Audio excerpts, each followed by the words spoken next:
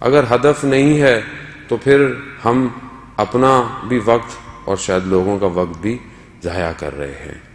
اسلام با ہدف دین ہے۔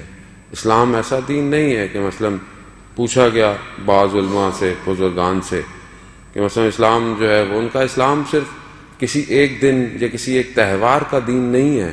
اسلام جامع ہے، یعنی انسان کی پوری زندگی کے اوپر احاطہ رکھتا ہے۔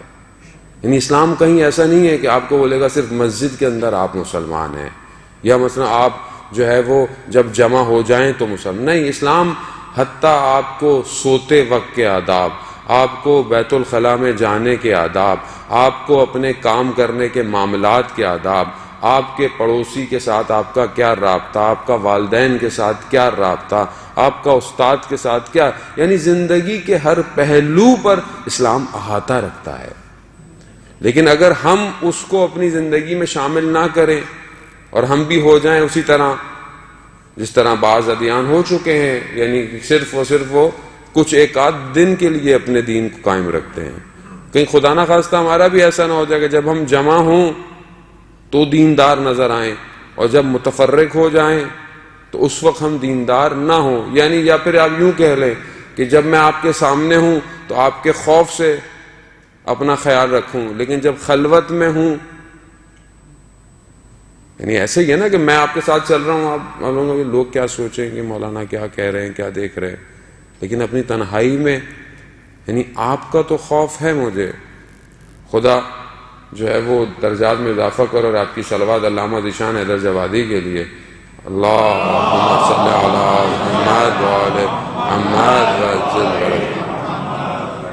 میں ایک ان کا مجلس سن رہا تھا، وہ کہنے لگے کہ ہم جب زمین پر ہوتے ہیں تو بڑے اچھے مسلمان ہوتے ہیں، بڑے سجدے کرتے ہیں، لیکن جیسے ہی پرواز کرتے ہیں ہمارا اسلام بھی پرواز کر جاتا ہے۔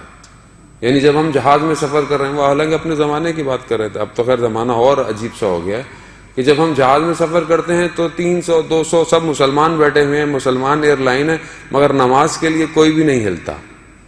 ہاں لیکن جب عمرے پہ جا رہے ہوں یہی سارے تو سب نماز پڑھیں گے۔ کیوں نماز پڑھیں گے؟ کہ برابر والا کیا کہے گا کہ بھائی اللہ کے گھر جا رہے اور جہاز میں نماز نہیں پڑھ رہے۔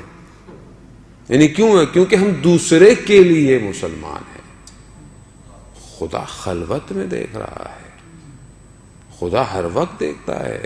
یعنی اصل شخصیت، اس کا بیہیویئر، اگر آپ ویسے بھی دنیاوی طور پہ بھی کسی شخصیت کو پہچاننا چاہتے ہیں تو اس کا جو اصل بیہیویئر ہے وہ اس کی تنہائی میں ہے۔ وہ اکیلا ہے تو کیا ہے، وہ سوچتا کیا ہے، وہ کرتا کیا ہے۔ معاشرے میں تو شاید لوگ ایک دوسرے کے پریشر کی وجہ سے اچھے ہوں، خلوت بتاتی ہے۔ خوب یہی پیغام ہے کہ اسلام با ہدف ہے۔ جیسے ہی پروردگار نے اپنے اس دین کے لیے، ہر دین کے لیے، پروردگار کے سارے دین اسلام تھے، سب مسلمان تھے، جو پچھلے دینوں پر بھی قائم تھا صحیح طریقے سے وہ مسلمان تھا۔ اب یہ سوال کرنا کہ کوئی ایمان لایا نہیں لایا، یہ عجیب سا ہے کہ جو پچھلے دین پر ہے وہ مسلمان ہے، اور جب وہ مسلمان ہے تو پروردگار نے اپنے بندوں کے لیے ہر چیز کا انتخاب کیا ہے، ایسے ہر کسی کو نہیں عطا کر دیا۔